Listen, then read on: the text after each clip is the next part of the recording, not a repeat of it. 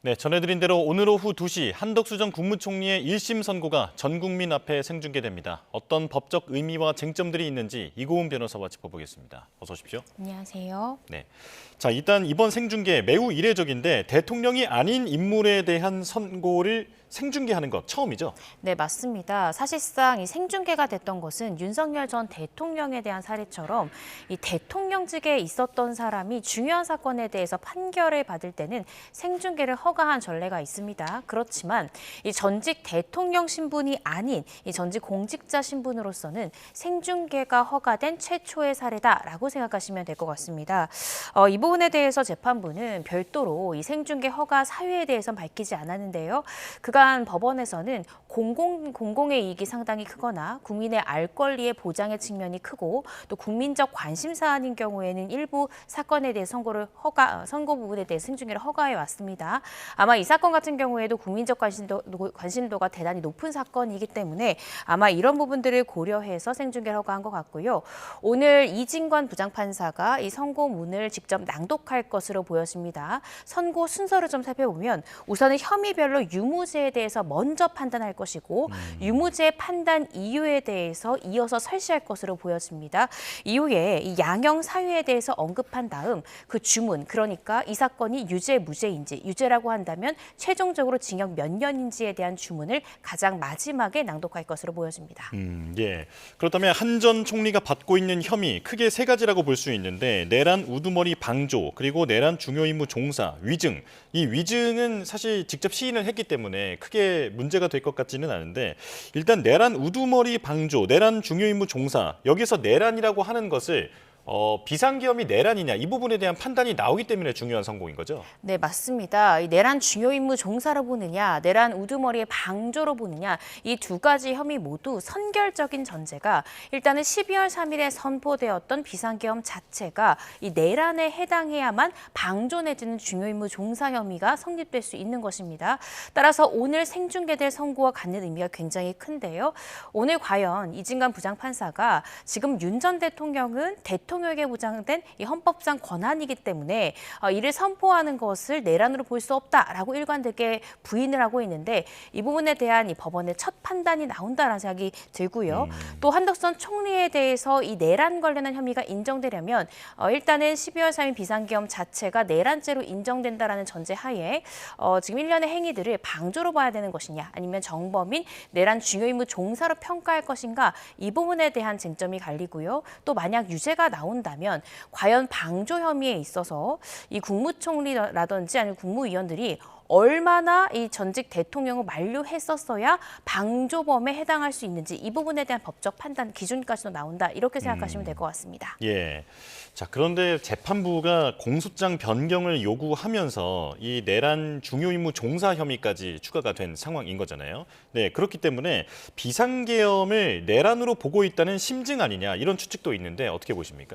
네, 맞습니다. 사실은 재판부가 먼저 어떤 선택적 병합을 요청을 하면서 방조범으로 기소된 자에 대해서 정범으로 공소장 변경을 검토하라고 적극적으로 지시를 하는 경우는 상당히 이례적입니다. 사실상 한 전 총리가 특히나 한 차례 구속영장이 기각된 바가 있는데 당시에 영장 전담 판사는 동일한 기록을 검토했음에도 불구하고 비상계엄 선포 직전과 직후에 한 전 총리의 행적이나 중요한 사실관계에 대해서 충분히 법리상 다툼의 여지가 있다. 즉 영장을 발부할 정도로 혐의 사실이 소명되지 않았다라고 기각된 바가 있거든요. 그러한 사건에 대해서 이진관 부장판사는 이 재판을 하는 도중에 특검으로 하여금 단순 방조범이 아니라 내란 중요임무 종사라는 정범의 형태까지도 추가 기소를 한 다음에 선택적 병합을 하는 것이 어떻겠냐라고 선제적으로 제안을 했다라는 것은 오늘 이 내란 관련한 범죄가 유죄로 선고될 가능성이 대단히 높지 않느냐라는 예측이 나오는 한 가지의 이유이기도 합니다. 예, 구속영장이 기각됐던 사유에 대해서 설명을 해주셨는데 헌재 탄핵이 기각됐던 이유도 짚어주시죠. 네, 이 부분에 대해서는 사실상 이 한덕수 전 총리의 일련의 행적에 대한 CCTV가 좀 뒤늦게 발견된 그런 부분들도 있지 않을까 싶습니다. 당시 한 전 총리는 구속영장 기각돼와 마찬가지로 자신은 이 윤 전 대통령에 대해서 적극적으로 만류를 했지만 어쩔 수 없었다라는 취지로 주장을 했는데요. 이후에 수사 과정에서 한 전 총리가 당시 국무위원들을 소집하고 소집된 이후의 행적에 대해서 하면서 객관적인 사실을 증명해 줄 수 있는 CCTV가 뒤늦게 발견이 됐죠. 그러면서 이것이 단순히 만류하지 않았던 것에 그치지 않고 어떤 내란 중요 임무 종사 등의 적극적인 정범의 형태로까지 지금 판사가 공소장 변경을 하라고 지시할 정도로 중요한 물증이 뒤늦게 나왔기 때문에 이 한 전 총리에 대한 탄핵 심판 부분은 기각됐었던 것이 아닌가라는 생각이 듭니다. 예, 그렇다면 헌재 탄핵 당시와 지금의 상황은 상당히 달라졌다라고 볼 수 있을 것 같은데 한 전 총리 입장에서는 많이 불리해진 상황인 거죠? 네, 그렇습니다. 사실 CCTV가 있고 없고는 굉장히 또 혐의 입증에 있어서 굉장히 중요한 부분인데요. 물론 CCTV는 그 소리가 녹음이 되진 않습니다. 예. 그렇지만 일련의 행동 부분은 분명하게 객관적 물증이 남아있기 때문에요. 단순히 피의자 내지는 참고인의 진술에 흔들리지 않고 특검이든지 법원은 일단 객관적인 물증에 해당하는 CCTV를 그 기준에 두고 누구의 말이 맞는지를 아마 판단해보는 그런 절차로 나아갈 것이라고 보여집니다. 오늘 판결문을 아마 낭독을 하면서 중요한 증거 관계를 기반으로 해서 유무죄 판단의 근거를 이야기할 텐데요. 아무래도 한 전 총리 일련의 행적이 담긴 이 CCTV 내용이 이진관 부장판사의 판단에 중요한 또 증거로서 설치될 가능성이 상당히 높지 않을까 싶습니다. 예. 내란 특검은 구형을 15년을 했는데 실질 구형임을 강조했습니다.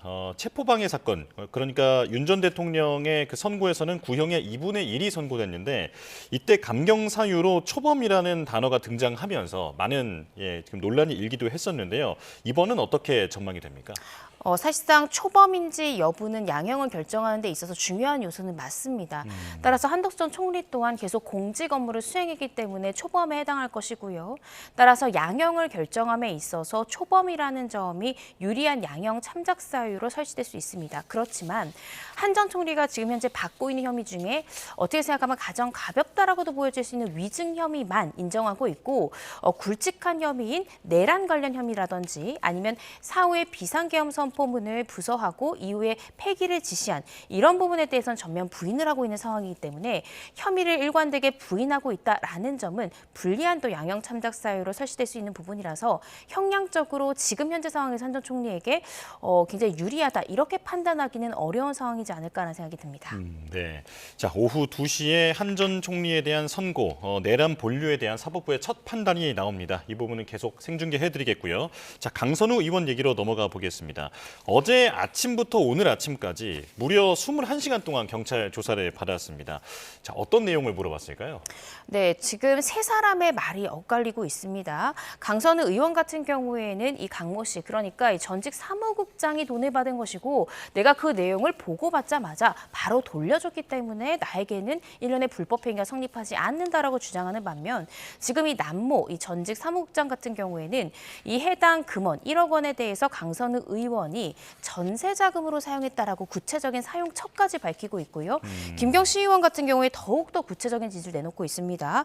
강 의원을 2021년 말에 이 남모 씨와 함께 만났다는 것이고 그때 강선 의원에게 직접 해당 금품을 줬다라고 이야기하고 있고요. 그로부터 수개월이 지난 2022년 6월에 지방선거 이후에 돈을 돌려받았다라고 꽤나 구체적인 진술을 내놓고 있습니다.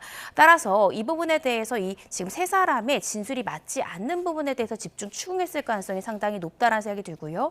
지금 강선 의원이 주장하고 있는 사무국장으로부터 보고받고 바로 돌려줬다라는 진술이 사실인지 여부, 그러니까 남모 지금 사무국장으로부터 언제 보고를 받았는지, 반환을 언제 지시했는지, 그리고 돈을 받은 사람이 남모 씨인지 아니면 강선우 의원인지 이런 부분들에 대해서 구체적으로 추궁 조사가 일어났을 가능성이 크고 또 지금 이 해당 금원에 대한 사용처 이 부분에 대해서 물어봤을 가능성이 굉장히 크다고 보고요.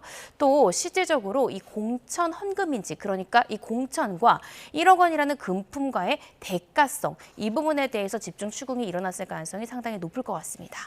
예, 언급하신 그런 진실 게임 양상이 지금 조금 달라지는 그런 모습이 보이고 있는데, 그러니까 돈을 받았다라고 그 강선우 의원이 지목을 했던 남전 사무국장, 이 사람이 진술을 최근에 바꿨다라는 보도가 나왔습니다. 그러니까 그 전에는 어떤 물건을 강선우 의원이 차에 실으라고 해서 실었을 뿐이고 그게 돈인 줄은 몰랐다라는 입장이었는데 지금은 그게 전세 자금이었다라는 진술을 경찰에서 했다라고 하잖아요. 그렇다면 상당히 신빙성이 높아 보이는데 이 부분은 어떻게 보십니까?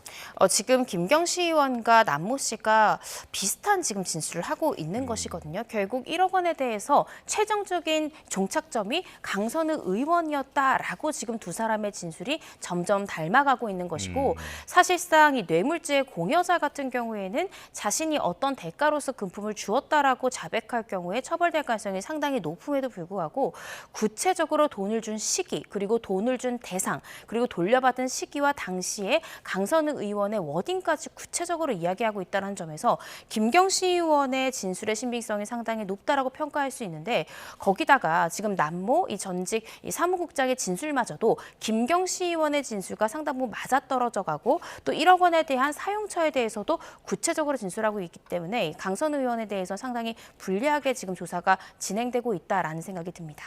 예. 자, 질문을 한 가지 더 드리겠습니다. 그렇다면 지금 경찰은 늑장 수사 비판이 여전히 계속 이어지고 있는 상황인데 신병 확보에는 속도를 낼 수도 있다라는 전망도 있더라고요. 어떻게 보십니까? 신병 확보에는 속도를 내야 한다라고 생각이 듭니다. 예. 사실상 강선 의원의 조사가 길어졌던 것은 강 의원이 계속해서 혐의를 부인하기 때문에 아마 조사 시간도 길었을 것이고 조사 열람 시간도 4시간이 넘도록 이어진 것으로 보여지는데요. 강선 의원을 한 차례 더 부른다 한들 강선 의원의 진술의 방향이 바뀔 가능성이 상당히 낮다라고 보입니다. 그렇다라고 한다면 현 시점에서 김경시 의원의 진술 그리고 남모 씨에 대한 진술 등을 토대로도 충분히 구속영장을 청구하고 발부될 가능성이 높다라고 보여지기 때문에요. 이 경찰이 그간 이 압수수색 시점이 상당히 늦었던 것이 아니냐, 김경시 의원에 대한 출국 금지 조치를 제대로 하지 않았던 것이 아니냐라는 비판들이 많았는데 이 강 의원에 대한 구속영장 신청 부분에 대해서는 조금 더 빠르게 진행하는 것이 그간의 비판을 해소하는 그런 지점이 되지 않을까 싶습니다. 네, 알겠습니다. 자, 지금까지 이고은 변호사와 이야기 나눠봤습니다. 고맙습니다.